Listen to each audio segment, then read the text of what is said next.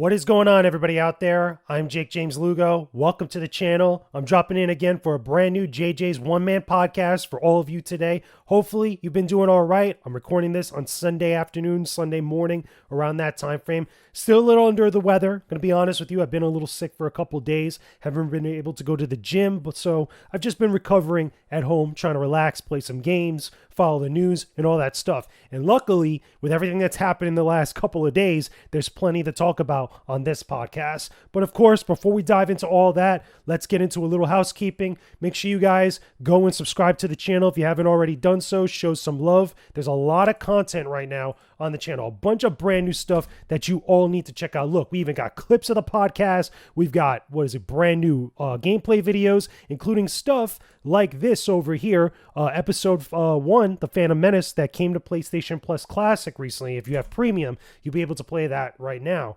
And a whole bunch of other videos that you guys could check out. There is a lot here. So do me a favor, go check that stuff out, show some love and everything else. Make sure you follow me on all my social media, Twitter, Instagram, TikTok. Every single day we're putting up brand new TikTok videos. It's a lot of content, but make sure you guys go show that love. So let's dive into some of these topics we're going to talk about today, because we have an Xbox Developer Direct to talk about, which is pretty big, with a lot of the crazy Xbox games that they showed that were looking phenomenal. I'm talking about really phenomenal, but we'll get into that later. I want to talk about this game first, okay? I want to talk about this game that's been making waves with a lot of people over the last couple of days.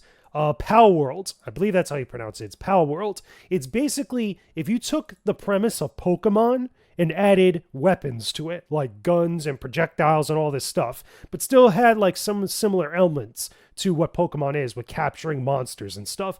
And the reason why it's getting a lot of attention, outside of it being such a ridiculous premise, is that there's been a lot of people pretty upset at the developers of Palworld that look like they're plagiarizing designs for various Pokemon. And when you start looking at some of this stuff that people are pointing out, you're starting to see that they might actually have a legit case for stuff like this. I mean, there's always this like legal gray area that's like pretty wide when it comes to similar ideas. And with plagiarism, you have to really like be able to prove beyond a reasonable doubt that things are exactly the same or really heavily stolen or taken. And while there are similar designs, which I could see, again, you're looking at all these like stuff that's embedded on this IGN story of people just pointing out like, hey, this is stuff taken from all these other designs all the way over here. And you could kind of agree. It's like, yeah, that is pretty ridiculous. But again, like, is the Pokemon company really going to take this developer of Palworld, which the developer of Palworld, where's the actual name of it? I'm pretty sure they have it on here. Something like that. It's, again, Steam name. On Steam it's known as Palworld, blah, blah, blah. I'm trying to find the developer's name. But basically, I don't know if Pokemon or just Nintendo in general or the Pokemon company is really going to take them to court for that. Okay, as for developer, Pocket Pair, that's the name of the company that develops Palworld. But I don't know if necessarily Nintendo or the Pokemon company is actually going to take Pocket World or Pocket Pair over to court for this, because I just don't think they really care. Like, obviously, it's not impacting their brand as far as like confusion of the brand. Usually big companies would do something like that if they see a competitor that is doing something that's very similar and it's starting to get muddied up between the customer base between the two companies. And everybody knows Nintendo, everybody knows Pokemon, knows the Pokemon company, knows a lot of the characteristics of that company, and could differentiate between various other companies that might be copying in some way. This is why you don't see Pokemon actually taking Digimon to court to sue them. You know what I mean? I mean, there's a whole beef with fandom amongst that type of stuff. That's very complicated. That's like fandom politics to like the utmost degree. Are you a Pokemon fan or are you a Digimon fan? But the main point for as far as this discussion is concerned, it's more about whether it's actually convenient to actually do something like this. I really don't see the Pokemon company taking them to court for this. I mean, again, you could see that the game itself has, I mean, not from these designs, but the game itself has players running around with Pokemon with guns. Like you could see in like this screenshot, or actually, no, it's not even a screenshot there. But I've seen like other screenshots of it where they actually have different characters, or I think this might be one of them here. has running around with like an assault rifle and stuff. It's pretty ridiculous. Let's be honest. It's like pretty out there in general, like this type of stuff. But the point is that it's causing a lot of ruckus amongst fans, especially Pokemon fans. And I can understand why it seems like something's coming for your fandom when it's really not. But it's caused a lot of this discourse, and this is why you have places like IGN that's actually reporting on it. So it is what it is. I don't see anything like crazy coming from this. Maybe in the coming months you might see something pop off, but I doubt it. And sincerely doubt it. I just don't think that the Pokemon company or Nintendo really cares about something like this. You know, it's kind of stupid. Now, if it was a bigger company, I could totally see something happening. But in this case, an independent developer that's like doing something like this, even though it's Nintendo and they're notorious for going after people over like fan games and stuff, but the difference is that those fan games are actually using their IP. They're actually using like Metroid. They're actually using Pokemon. They're actually using The Legend of Zelda, etc. In this case, I don't see anything going down. I don't see people caring, you know, over there at those companies. I don't see them going to court. So that's just my opinion on the matter. Let me know some of your thoughts about this down below in the comment section. Do you think that Nintendo should sue Pocket Pair? Do you think that they should not care? Do you think that Pokemon fans are overreacting? Because I'm starting to see like part of that discussion happening amongst various different places. And to be honest with you, I could totally get that. That at least that's how I feel in some cases. Like, granted, pointing out like similarities between designs, I don't think is overreacting. But then when you see people like wiling out and actually like feeling like, oh my God, like they're taking everything that Pokemon has done, like that's what I think like things are a little ridiculous. But let's move on to our next topic. Let's talk about some Star Wars, okay? As you guys know, we love Star Wars over here. We think Star Wars is awesome. Now, we have some Star Wars news. This is coming from Jeff Schneider, the Ian Schneider, okay, who, to me, personally, if I'm being real with all of you out there, when it comes to Star Wars news lately, over the last, like, couple of years, Jeff Schneider is, like, the most legit source for Star Wars news, especially breaking stuff, or at least trying to confirm if something's real or not. Way too many people get caught up on rumors and speculation from random sources of people just saying things from random websites and stuff. It's like, no. You want a legit source? If you want legit confirmation and vetting of information, you go to Jeff Schneider, because I feel like he's got like the most legit sources out of everybody in Hollywood when it comes to this stuff, because he knows people. Now, anyway, here's why we're talking about this. The main thing is that there's a possibility we might be getting more than one Rey movie. Okay, we have the Rey movie that we've all known about, that Daisy really came up on stage, talked about. They're saying that the title of this movie is going to be called New Jedi Order, which I still don't believe. I still don't think they have a real title for this actual movie. However, that might not be the only movie that we might be getting. Okay, so I'm scrolling down to the section where they're reporting it. This is on, Game Rant, but you've also probably seen it in a couple other places. Let me see if I can find where they actually list it out here, because sometimes they don't actually list things out based on what Jeff's reporting has revealed, because he was on the Hot Mic with John Roca. I watch the Hot Mic sometimes. I check it out, and he does this newsletter every once in a while, Snyder. He talks about different things, and he reveals some of his like breaking news from his sources. So, okay, where is it? I just saw it a second ago. Okay, here we go.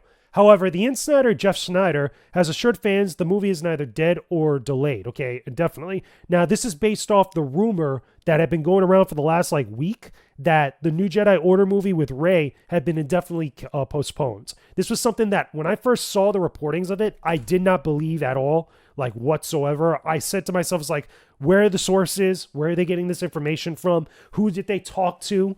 You know, did they speak to someone over at Lucasfilm? Like, did they say anything like that? Nothing like that was ever reported. And I went to the original source of where that started, which apparently was one like Star Wars Newsnet, or some, I think it was either Star Wars Newsnet or some other Star Wars fan site that was like super random. And I was like, this seems very suspect. This seems like, you know, somebody pulled this out of their ass.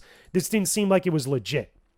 So I never believed it. And later on, they did come out and say, I think it was Lucasfilm saying that they're still doing stuff like that. But it was like, look, I just didn't feel like that actual story was all vetted around. Okay. Let me see. Where's the actual part here where it says, where it talks about the next film. Trying to look. Okay, they're talking about her price tag where she's earning like $12.5 million, which is a lot. Okay. Damn, where'd they put it? They put what's going on here, Game Rant? Gotta actually put you gotta actually put where the actual spot is. And I was looking at this earlier too. The point is though, okay, because I watched the original hot mic broadcast where Jeff was on there, and he was talking about that Rey's film might not be the only film that she actually shows up in. Okay, there might actually be a second Rey film that they're talking about doing that actually goes back to some of the older scripts that were related to this one that we might actually be getting. Okay, that she might actually make an appearance. Now, she might not be the focal point of what's going on with that particular film, but she will like have some sort of involvement with it.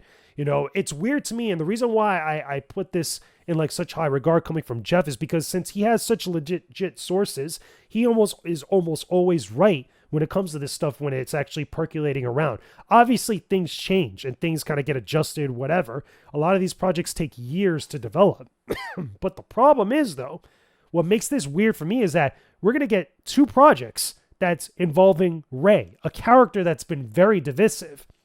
And it was one thing to have Rey's own movie, which I still think is a bad idea. I still think it's something that is a poor choice by Lucasfilm on top of all the other films that Lucasfilm has announced. Keep in mind, we just got the announcement for The Mandalorian and Grogu, which this has been a film that people have wanted for a long time, and it just seems like out of the blue, nobody knew that this film was getting made, and all of a sudden it gets announced. We still got I think it's the James Mangold, or actually no, is it James Mangold or the other director, which is basically the story of the first Jedi, the very first Jedi to actually be created or whatnot. That's like taking place 25,000 years in the past. Not an Old Republic movie, because the Old Republic is like 4,000 years before the Battle of Yavin, but this one's way before that, which, again, another confusing choice.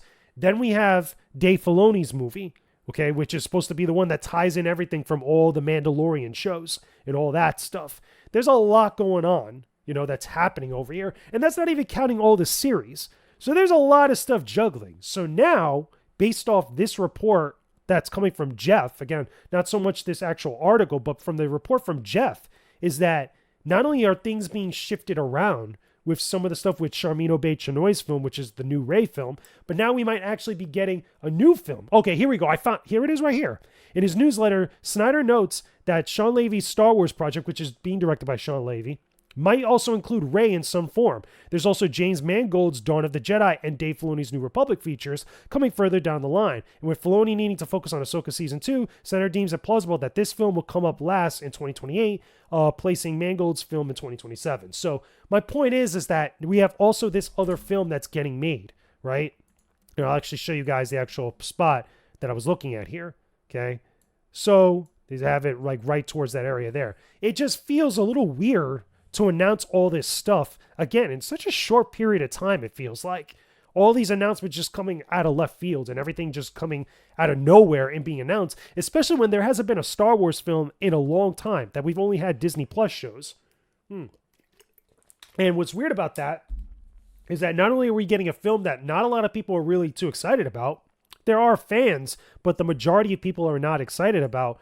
But also, we have all these other projects that don't seem like they're even like further down the line. The biggest issue that I've seen with Lucasfilm when it came to film projects, when it came to a lot of other stuff behind the scenes, is that stuff will get started or stuff will get announced and never really finished or never really acted upon. Obviously, the biggest one is the Rogue Squadron film from Patty Jenkins, which seemed like they were legit going to do that and everybody was ready, myself included. But we all know how that went. It ended up getting, quote unquote, indefinitely postponed or indefinitely canceled. And it just sucks to see that because it feels like more nonsense or more stuff or more issues that's par for the course with Lucasfilm over the last like couple of years. It's not a bad thing to say that. That's the honest truth. And it's a shame because it puts a lot of doubt in not only some of these films that are being developed, but also these films that are getting announced. Like, obviously, the hype should be there for The Mandalorian and Grogu. The Mandalorian and Grogu is the main reason why Star Wars is even relevant now at the current moment. The Mandalorian as a show is what really popped off for Star Wars in recent years. You can say what you want about the sequel trilogy, but The Last Jedi and The Rise of Skywalker really had a big problem with fans, because it really did a number on the brand as far as like people being excited for it. But once Mando came out, season 1, and especially season 2, the way it ended, the hype for that and the excitement for Star Wars was at an all-time high. The problem was that wasn't in the movie theaters. That was on Disney Plus. So now we have all this stuff happening years later that we finally get a Mandalorian and Grogu movie announced. So you see what I mean? It's like, it seems like there's a lot of chaos going on behind the scenes. We've talked about this previously in my other episodes, and it's just, I really want to know what's going on over there. I really want to know what's happening with Lucasfilm. What's Kathleen Kennedy thinking? What's Dave Filoni thinking? What's Jon Favreau thinking?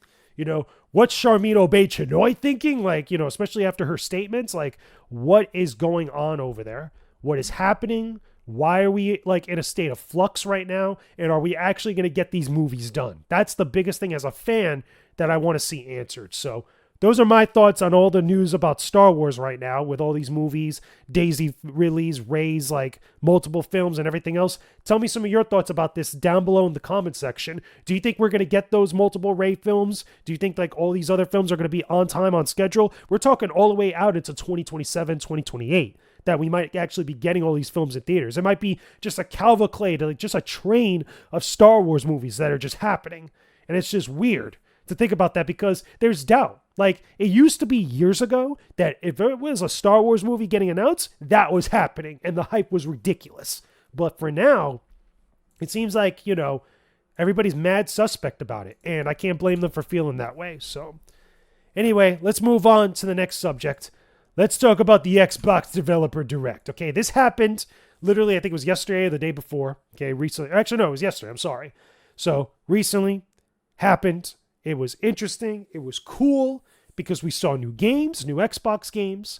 We saw brand new stuff. Obviously, the big one right here, Indiana Jones and the Great Circle. The first look at it was awesome. Okay, some people said it was just okay. I don't think so. I actually was hyped about this. This looks really cool. Some of the other stuff that we get to see, Hellblade 2, Senua's Saga. We got to see a little bit of Avowed. We got to see a little bit of Visions of Mana. And also Aura, History Untold, which if out of all the games, Aura is the one that I probably don't care about the most. It's probably a game that's just kind of there, but it doesn't bother me. It's not like it's a bad thing happening, but it's just not my cup of tea. With Visions of Mana, again, I like the Mana series. It's cool. But again, I'm not hyped up for it compared to what I am for other games. Avowed is the one that I thought actually looked pretty interesting. So Avowed, if you didn't see the developer direct, if you don't know anything about Avowed, Avowed is a first-person game that's kind of like Skyrim in the sense where it's a fantasy setting, but this one is really centered around a little bit more magic and stuff, and it seems really interesting, okay? It's being done by Obsidian. If you know Obsidian Entertainment, you know about what is it? Oh my God, not the Outer Wilds.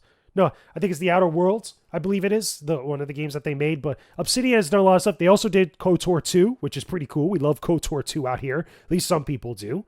But the point is that they're doing a fantasy game. It's first person, it's got magic, and it looks awesome, okay? Which looks really cool. Now, hopefully, this is available day one on Game Pass, so I can download it because I think it would be amazing. But also, when we start getting into games like Hellblade 2, Senua's Saga. Now, I love the original Hellblade. I thought that the first Hellblade game was actually really cool. It was a shorter game. It was about 5 or so hours, maybe less than that. It had to deal with Senua and a lot of her, schizophrenia, I think it is. But, she's hearing voices all the time and stuff. And the game and the visuals really played around with that, where you're fighting enemies that look otherworldly, but they're not necessarily, as, fantastical as what they are in reality. Compared to, they're not as fantastical in reality as they are compared to what's in Senua's mind, which I thought was really interesting because she's based in reality, but with her mind, things are all over the place and she's going through a lot of turmoil and facing a lot of challenges and trials and stuff. And I thought that was pretty cool the way that they did that. So with Senua's Saga, the second game in it, it seems like they're doing more of that. Probably, hopefully, fingers crossed, a little bit longer as far as the game duration, how much time we're playing it. But it seems pretty cool, and I dig it. And I'm curious to see where they go with the story because, again, they really played around with a lot of interesting ideas that ended up working very well for that first game. And with this one, I hope they really go to the distance and actually do something. So that being said, though, let's talk about this bad boy right here, okay? Indiana Jones and the Great Circle. Now, I love Indiana Jones, like many other people. This was the first time we got to see this game, so I was really excited, and I was not disappointed. I thought that Indiana Jones and the Great Circle was actually really freaking cool. We not only get some gameplay, first-person gameplay, we also got some gameplay that's third-person. When you're going around different obstacles and there's cutscenes and stuff, you're seeing that all in third-person, which I like. being an Indiana Jones fan, we want to see Indy, even though we know we're playing it as Indy, which is obviously a big thing for many people. But here's the cool kicker out of all this stuff. Some of the big things with this gameplay, especially in the combat, is the tools and some of the things you're going to be doing. So obviously we got the hand-to-hand combat. Obviously we got gunplay. This is Machine Games. They made the Wolfenstein series. So you're fighting Nazis. So it's like ideal for them to develop this game. But you get to use the whip in multiple ways, which is awesome. Okay. So the whip for Indiana Jones. Okay. Indiana Jones, he can not only use the whip to traverse obstacles, to swing around, to climb up obstacles or walls, but he could also use it to fight other people, that like some of his enemies that are coming at him. You could whip them, you could hit them directly, you could actually throw them to the ground, but also they have these stealth sections, okay, where you could use the whip as a distraction to actually get the attention of a guard, like in some other spot, and then sneak up on them. That stuff to me is pretty cool because it's a clever way that we don't really see a lot used in the movies for Indiana Jones, but it sounds like a smart idea. And from the way that they actually showed it in the trailer, I thought was awesome. I thought that was really cool. It makes me excited to check out more of this game. I mean, they showed some big moments in the reveal trailer, which you got Indy running around between different like actual airplanes that are taking off. You got him fighting Nazis. You got him like actually using puzzles or using objects for puzzles. So obviously there's an archaeology bit to Indiana Jones where it's not just all fighting. It's not like Wolfenstein in the way where all of it is about that action. But with this one, being Indiana Jones, you'll be able to solve puzzles, raid ruins, and do all this other stuff. That seems really authentic. That seems a lot of fun. Okay, so I'm looking forward to it. I think that Machine Games was the right developer for this. And they got the likeness of Harrison Ford, but they have Troy Baker doing the voice, which I thought was really interesting. Because when I first saw Indy in the trailer, I was like, there's no way. They don't tell me that they actually got Harrison Ford to do the voice. Or they got Harrison Ford involved in this game in some way, which, by the way, PR over at Machine Games or at Xbox, do what you need to do to pay Harrison Ford to come help you market this game, because that would be golden. You kidding me? Like, that would be like the most perfect thing you could do.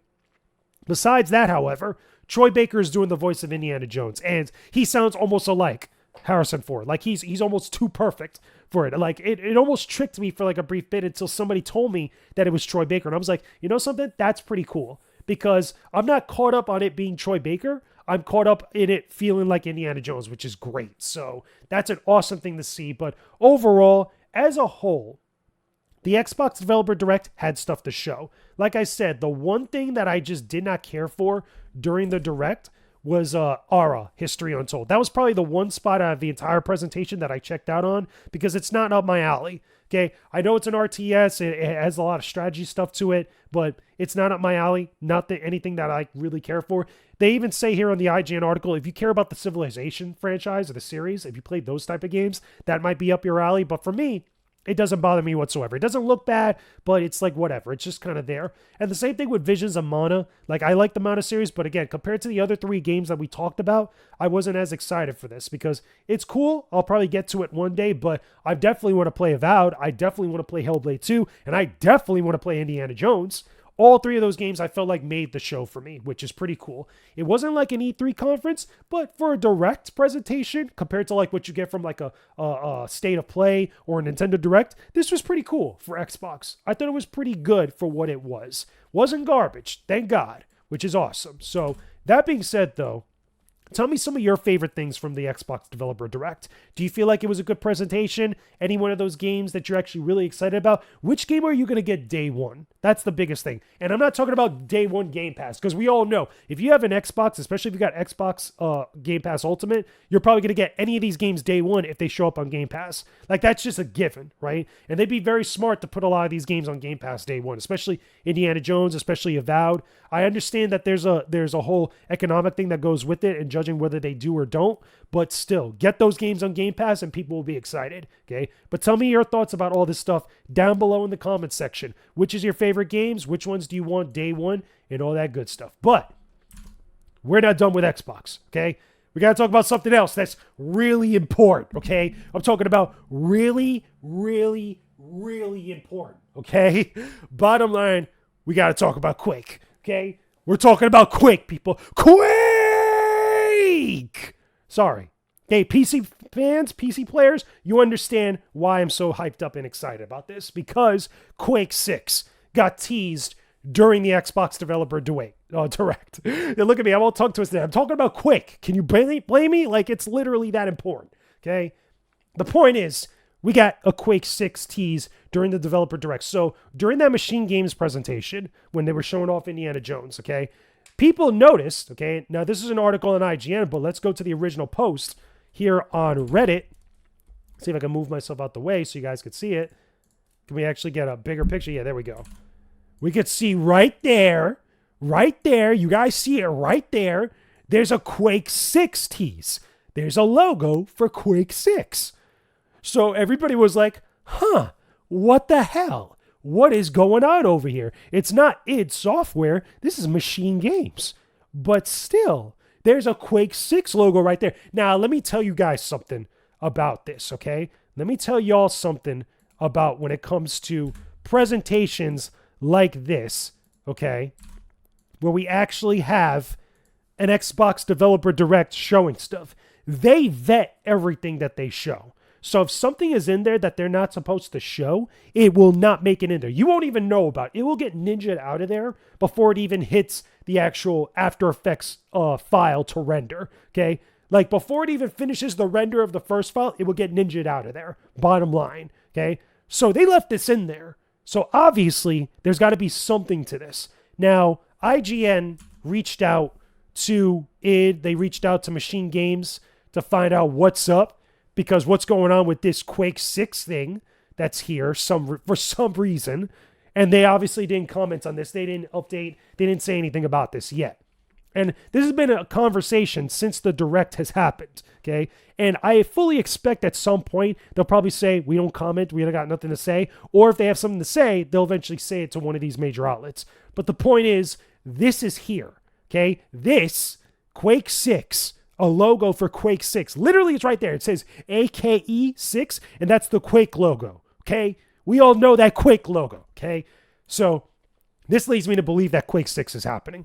Quake 6 is actually in the probably like, you know, maybe the pre concept phase, like the early concept phase before they've actually done anything. Maybe they got Machine Games that is probably going to be involved with it. Or maybe that was a whiteboard, you know, on some sort of like, you know, general Xbox thing that people were talking about it. But I do believe Quake 6 is happening.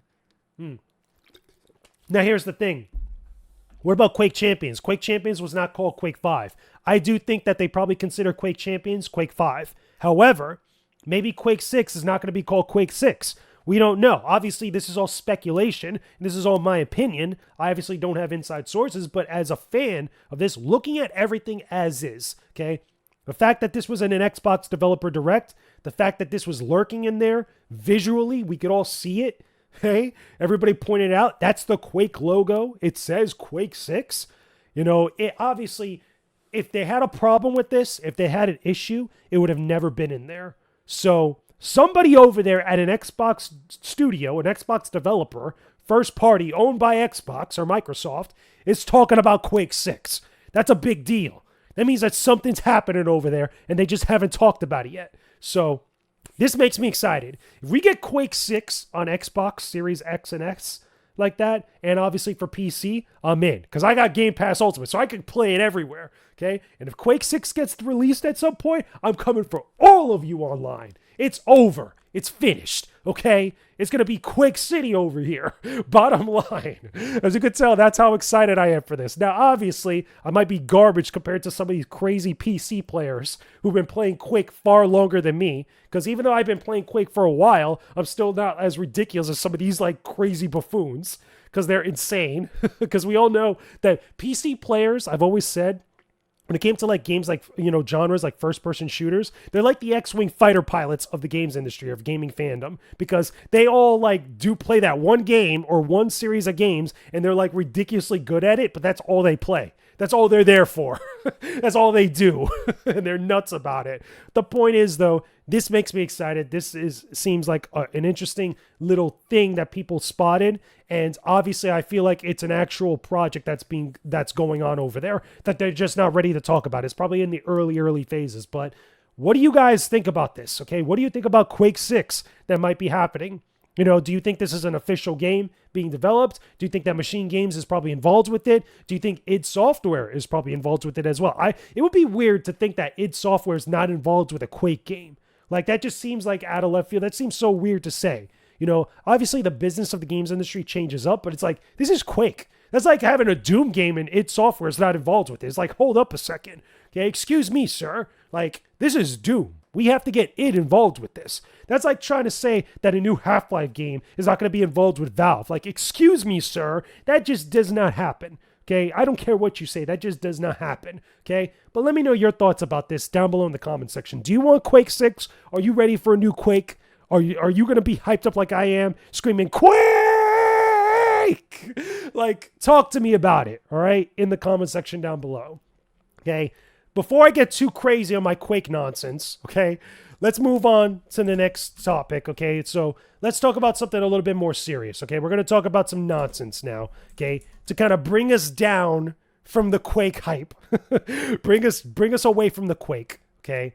We have to talk about a serious story now. Now, I was debating about talking about this because this all happened recently within the last day or so as far as the reporting of this, which is what I'm actually really going to talk about, okay? Let's talk about this article here. Okay, this is over on Rolling Stone. Okay, this is an article basically talking about a lot of the discourse that's been going around with the Star Wars fandom, including people that were really upset about the interview that Star Wars Theory had with Sadia Khan on his channel. Okay, now I'm not going to get into the minutia of the specific things going on for certain, conversations about that stuff because I feel like it's been talked to death. Yeah, I've seen it discussed in various places, including TikTok, including, YouTube. I've seen it talked about on other social media platforms, and everybody has an opinion about this. But also, I feel like everybody's like knee-jerk reacting to the point where they want to just get reactions from other people. It doesn't seem like everybody's having a conversation anymore, okay? Here's the other one, too. This was also written about over on NBC News, okay? Same exact thing. Now, here's my problem with all of this, okay? With a lot of this stuff that's going on, okay? This is where I could speak about this, okay? Because I looked at all these articles, okay? Or these two main articles, which are the biggest ones that are getting passed around now. Now that it's been reported or talked about or just published in a place like Rolling Stone, now it's a thing that we could all talk about, and it's not necessarily about drama and stuff. What I want to talk about is just how poorly these were actually published, and how poorly these stories were written about, because there's a couple things that stood out to me when it came to this entire story. And again, you can feel however you want about what Sadia Khan said about Star Wars fans, about female Star Wars fans, women in Star Wars, all that stuff, okay? There's a couple things I want to clarify. Number one, I don't agree with what Sadia Khan had said. I think that she was speaking out of pocket. I think that she was wrong. She even admitted she was wrong about some of the stuff that she said, that it was completely inaccurate. Of course, there are female Star Wars fans. Star Wars has been around since 1977. Women have been part of Star Wars for a very long time, for many different reasons, for many different, parts of the fandom, and also of the actual creation of Star Wars. But with fans, there have been a lot of women throughout the years that have watched Star Wars. Look at all the cosplayers. Look at all the people that get into movie development and what inspired them. There's a lot of things like that. Nobody should be even debating something like this, okay? But here's my issue with this article specifically, and even with the MSM or the NBC. Yeah, it's MSNBC. No, it's NBC News, okay? The NBC News article, which is probably based off of this Rolling Stone article, okay? Because they were published around the same time frame. This one was published in January 20th. This one was published January. Okay, so the NBC News one was actually a day before. So technically, we should be going to this one right here, okay? And funny enough, a little cough there. Funny enough, the problem that I have with these two articles was that they leave out a lot of stuff that is in part of the context, not just of that conversation, but also of the bigger discourse going on about Star Wars fandom for many different things that have been related to this. Now, I could say that as someone who was also not only someone that's watched Star Wars Theories content. And again, I'm not defending this guy because he doesn't need me to defend him. Again, he could defend himself. He could talk about all this other stuff. I'm talking about strictly facts here about what we know and what's out there that you could go look at yourself too, okay? They're leaving out a lot of stuff when it comes to, about the discussion of fandom and the discussion about a lot of these topics that just catch wildfire within the Star Wars fandom specifically, because the biggest problem is that a lot of these things catch fire when someone just clearly goes off base of something, that when they don't have all the information or they don't present all the information. And this is exactly what these two articles have done, okay? One of the biggest problems that I had with this one in particular, okay, and I had to just go in here and double check if this was the right one between the two of them. Yeah, this is the first one, because also the Rolling Stone one we'll get to in a second. What this article did not do was that they cited Star Wars Theories channel, which is his main channel that has like the 3.3 million subscribers, like that. But the actual video conversation, the interview that the Sadia Khan and Star Wars Theory had, was not on his Star Wars channel. It was on his Theory Talks channel. And what's even more messed up and weirder is that there's no spot in this article that you actually could go to the original conversation, to the actual original video where that whole interview takes place, to see not only what exactly was said, but who exactly said it. They cite everything else, including his highlight, which he talked about, which was a response on Star Wars Theory's channel where they talked about this stuff. But he also, they highlighted a lot of the clips that were passed around on TikTok, which was using the sound clip from Sadia Khan saying the things that she said. And he had a whole bunch of other Star Wars fans going around, passing it around, and actually trying to, rally behind that and actually prove them wrong. Nothing wrong with the rally and stuff, but here's the problem when you're reporting on stuff like this. And I could say this as someone who is a journalist / writer / media person that reports on different entertainment news and other news as well. You have to provide every single piece of information when it comes to the context of stuff when you're reporting on it, to not only be fair, but also unbiased, and also make sure that you're presenting the readers and the viewer and the audience with every single piece of information. By not including that original clip, okay, everybody is going based off of that one statement, okay, that Sadia Khan actually talked about. Whether you agree or disagree with it, and I don't agree with it, okay? I think it was a stupid thing to say. I think that it was something that was way outlandish. And on top of that, one of the things that I think these two articles, especially the Rolling Stone one, really harps on is the fact that Star Wars Theory agreed with what she said when he really did not, which is, I think, is crazy. Like, how can you sit there and tell me that this guy agreed with what this girl was saying when all he did was chuckle and just like not say anything and let the girl talk or let the woman talk, and that to me does not mean that somebody agrees with what they're saying. When you're interviewing someone, again, I could speak to this as someone who has done this many times over the last decade plus, okay?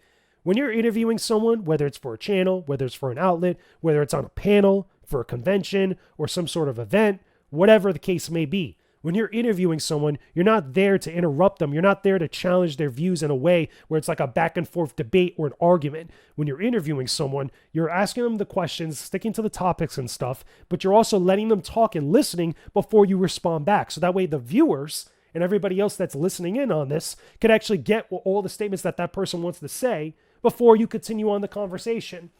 This isn't the same as interrupting to make a counterpoint or interrupting to make a point as far as keeping the conversation on track and stuff. What you're there to do is you're not there to battle with the other person. You're there to let them speak so that way you could actually keep the conversation going. And that's what it's supposed to be, is a conversation, okay?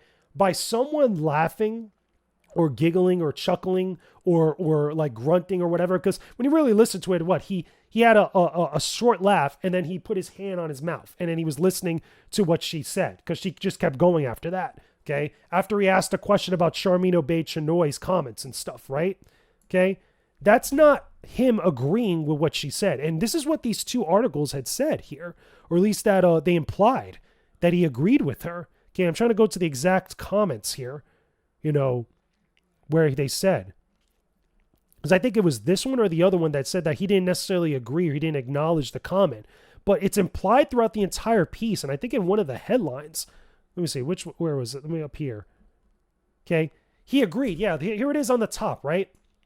His guest said women don't like Star Wars. He agreed. That's completely inaccurate. That's a completely BS headline.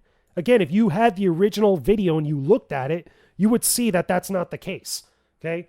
The problem is with stuff like this, okay? Again, they're allowed to have their opinion. Everybody's allowed their opinion as both a writer, as a creator, as also an audience member when you look at stuff like this. But the problem is, though, is that you need to be accurate and you need to be factual if you're the one that's reporting on stuff like this, especially if you're writing about it, regardless of what your opinion is.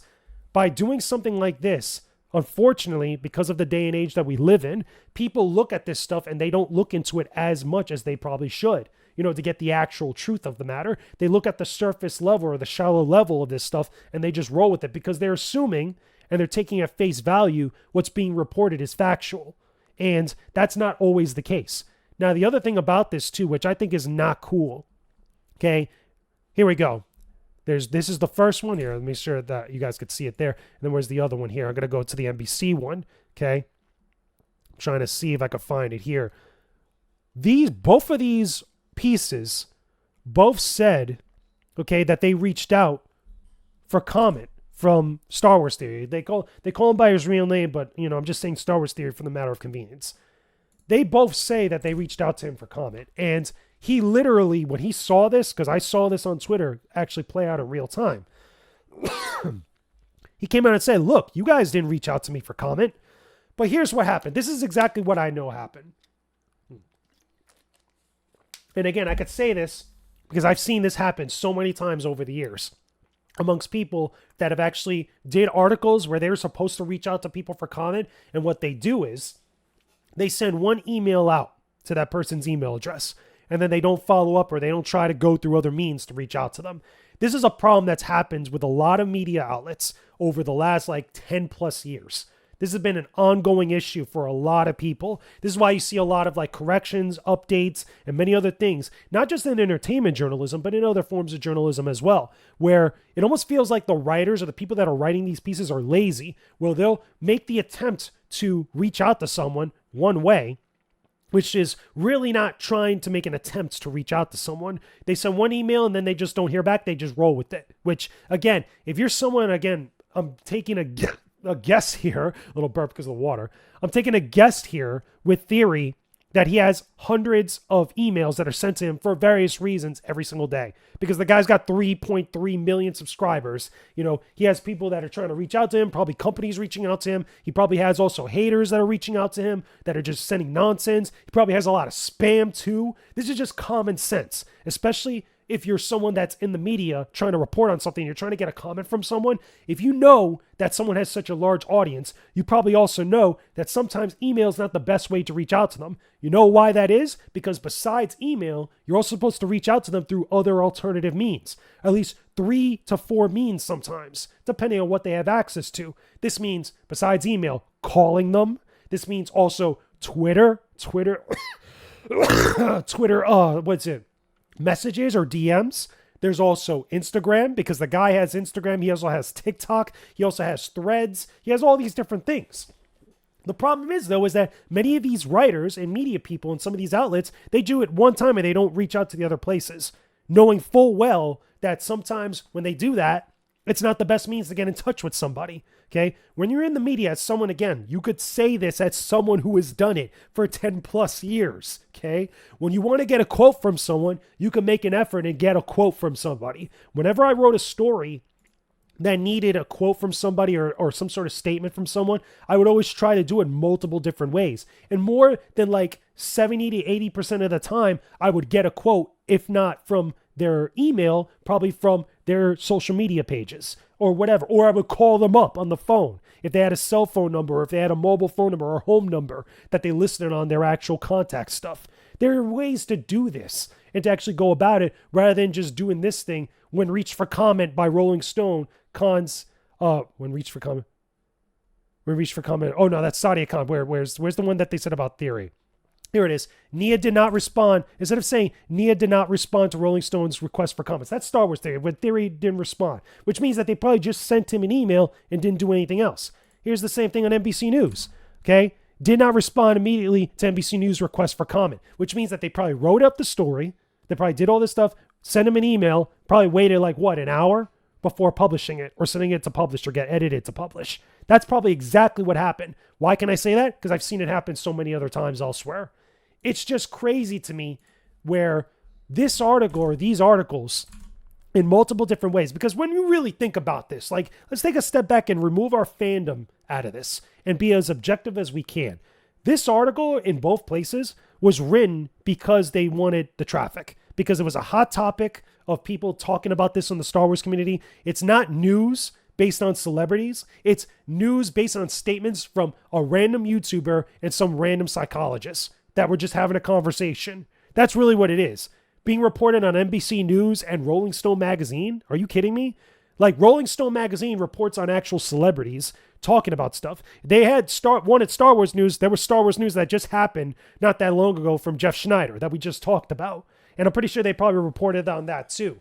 But this feels like a nothing burger being trying to made into something much bigger by these outlets. I'm not saying it's not a big topic of discussion by the Star Wars community. Obviously, a lot of people felt a strong way about this. This is why it became a trend.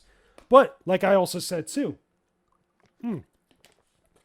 a lot of people ran with this stuff without ever actually looking at the original conversation. Some people took that clip from what was said during that conversation and never once went to the actual conversation here. They never once went to this actual thing right here. This is the whole hour conversation over on, by the way, you could see it, Theory Talks. It's right there, son. Funny enough that I believe it's the NBC News article that actually does not once in any of the article here cite Theory Talks. Why is that? If the conversation happened on Theory Talks, why are you citing his Star Wars Theory channel? You want to know why they did that? Because when you actually click on the link there, I'm not going to click on it here, they actually go to the follow-up that Theory had on his other channel, on Star Wars Theory, which was the following up on the response of people calling him names and reacting to that entire conversation. Okay? Again, they never once went to this actual conversation here. They never once cited this video. They never went to the original source of that conversation. That's a problem. That's a massive, massive issue. Because now, what do you have? You have people having their opinions based off of incomplete information, technically incomplete information, okay? And based off of the hearsay from other sources that are getting it third party or fourth party or fifth party, like that. Again, for the Star Wars community, it's not that this isn't something to talk about. Obviously, there was a conversation already happening, but this was reported on by these writers, okay? By the writers on here, okay? Solely because it just was a trending topic amongst a small community that was an entire conversation that was a nothing burger made into something bigger. You know, there's other ways to tackle the topic of representation in various different fandoms, especially in entertainment. And Star Wars is no stranger to that. This has been going on for so long, you know, for many different reasons. But I feel like the way that this was handled and the way that this was reported on and the way that this was presented to the audience, especially their audiences, which, let's be honest here, NBC News and really, you know, you could say more for Rolling Stone, but for really NBC News, that's not always the audience that is always like into Star Wars fandom. That's always like looking at everything Star Wars news related. Rolling Stone, I could believe it because that's more entertainment stuff, but not so much NBC News. But the way that this was presented, I felt was sloppy. I felt that it was handled very poorly. It just wasn't done right. And now you have these two articles that are presenting or implying something about a guy that necessarily isn't true. You know, and has people having opinions one way or the other. Again, you can have your opinions about Star Wars Theory. You can have your opinions about the conversation that they had. I don't agree with the statements that Sadia Khan had made, but let's not act like this was done with the best of intentions, let alone the best of professionalism or the way that the actual reporting should have been done or you know, opinion piece writing should have been done, because I felt that this was wrong. This was wrong, and it just didn't feel like it was done in the way that was done fairly. When you're not even citing the original source of this stuff, you're citing other secondary or tertiary sources like that. It just isn't right to me. And again, as someone in the media that has been reporting on stuff for a very long time, that has been covering news stories and gaming and entertainment in Star Wars and many other places, this wasn't right. This was done really, really poorly. So that's just my opinion about it. Again, I debated on even talking about this, but when I saw these different things popping up, I was like, now I got to talk about it. Now it's in Rolling Stone and in NBC News. This feels like something that we could talk about, but there's a much more bigger conversation here than just the stuff that everybody's been beefing about for one reason or another. And let's be clear too. A lot of people on social media, including some of the people that they cited in this Rolling Stone article, that I see some of the tweets being embedded and stuff, some of these people are not good people on social media. Like some of these people on social media, again, I've seen, you know, really talk nasty to a lot of people, and not just Star Wars theory. Again, I'm not defending that guy because he doesn't need me to defend him, but I look at a lot of different things, and I look at everything when I can. That's just what we're supposed to do in the media. We're supposed to actually look at the full picture of stuff, even the things that people don't want to look at when it comes to getting the right truth about the story. Okay, I don't mean right truth as like, no, this truth is right, this truth is wrong. I mean the actual truth of the matter rather than just what people are saying. You got to look at the full picture of this stuff. And some of the people that they're using to embed, to quote and stuff is like that just seems a little wrong. You guys probably should have made a better effort to get a quote from Theory himself, or actually get a quote from the direct source of this stuff, rather than actually do such a shallow job with it. I just felt that it was wrong. It just wasn't handled right. So, like I said, that's just my opinion about the matter. Let me know your thoughts about all this stuff down below in the comments section. Do you think that they got the story right? Do you feel like they did due diligence to all this stuff, or that they didn't? Do you feel like people really blew this entire thing out of proportion? Do you feel like there's more to the story to be discussed?